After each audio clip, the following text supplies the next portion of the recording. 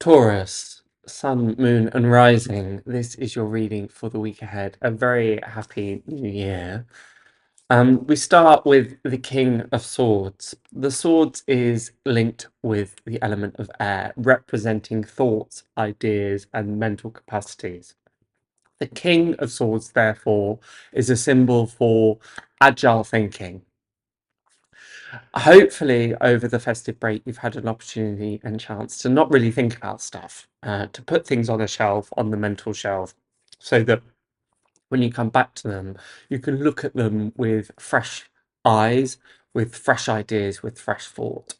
I'm sure you can recognize those times that the more and more we think about something, the more complicated it becomes. So we step away, come back, and then the solution or the answer is seemingly simple.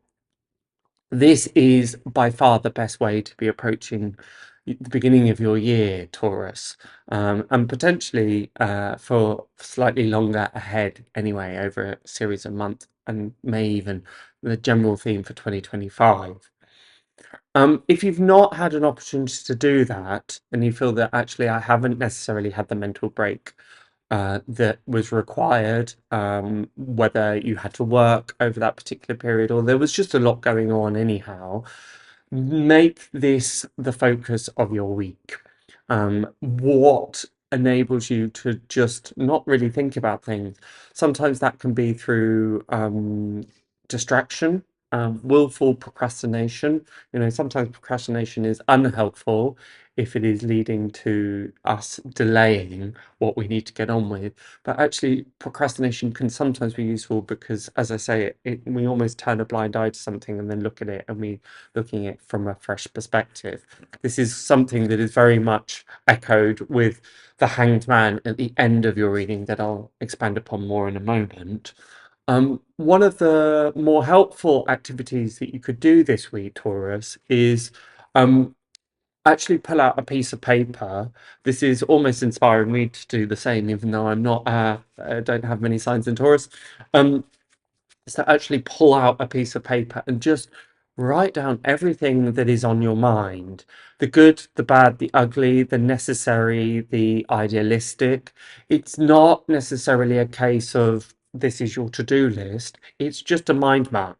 It's just all of those things that sometimes we have those niggling things that we just, it can be as simple as, oh, I want to change that picture that's on the wall, and I've been meaning to do it for months and I've never got round to it. Those are the types of things that you want to be putting down, as well as those big things as well. What that will enable you to do is enter the year with a fresh head, with a fresh start, and just being able to see things truly and clearly as they are. What we see in the King of Swords is that his sword that he's holding isn't rigid, it's not upright. So if there are temptations to move into the year and say, right, this is exactly what I'm doing, this is what I'm achieving, this is what I'm doing next, that actually might be counterindicatory. It's usually very, very helpful to have a plan and stick with it, but also that can sometimes become too regimented and too stiff, that it doesn't allow a certain spontaneity, it doesn't allow those things that just naturally appear, the flow of life to arise either. I know that it's at the end of your reading, but it links so well with the King of Swords. So I'll just mention as well with the Hanged Man, it may prove quite a useful time to sit back and wait this week. There can sometimes be this impulse to move ahead in for the new year with kind of force, with speed, and the Hangman is much more that receptive energy, much more of the energy of waiting. So it may feel at times that you've slightly got your hands tied behind your back and you're frustrated and thinking, I just want to get on with things. Only do that if you have, as the King of Swords suggests, cleared your mind, got rid of the clutter, and you're able to look at things in that new perspective. The hangman, he hangs himself upside down so that he can look at things from a new lens, from a new angle, in a new way. So that will be certainly one of the most helpful attitudes that you can bring to your new year. Is there a way that I could look at the challenges, the problems, the things that I want to get on with? Have I examined and looked at it from every angle before moving forward? The second card that we have for you is the Four of Wands. I often see this as either the homecoming or the kind of departure card. You see the two people in the kind of mid-ground waving either as a goodbye or as a welcome. As we've just had the festive break, and it's quite interesting because you've got this cornucopia tied to the rod, so it is all about festivities, celebration, the Four of Wands. There is a sense of moving away from that. So hopefully some of those departures have been happy ones, time spent with friends and family, New Year's celebrations. And there's very much this idea of ushering in the year ahead. And there being a need to, in some ways, leave behind the festive period, but in some ways also leaving behind 2024 as well. Being able to just kind of put that behind us in order to look at what's ahead. And what is ahead is a great card. It's the Ten of Pentacles. It's Malkuth on the Tree of Life. It is literally the Tree of Life. That's where the pentacles lie on this card.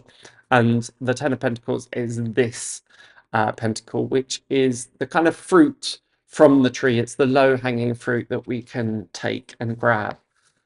Therefore, this could be indicating just tackle those activities that are perhaps the easiest to start with.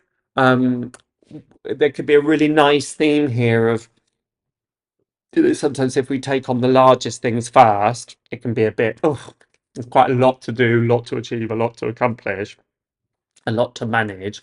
Whereas if we deal with the things that are easily resolved, there's that great ratio that very often things take 80% of the effort, 20% of the effort to do 80% of it, and then the last 80% to do the last 20%.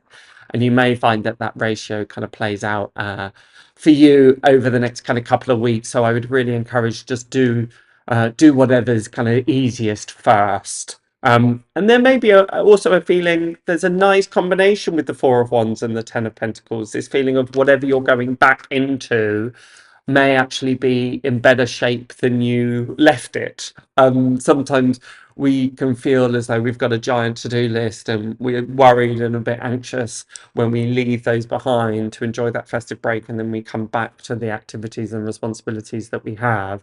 And there may very well be feelings this week of you picking up stuff and going, oh, actually, this is great. Actually, this is really good shape. I actually enjoy this more than I remembered. Yeah, a sense of accomplishment and achievement. I don't feel that you'll be in any ways have a sense of dread or a sense of, oh gosh, I've got all of these loose ends to wrap up.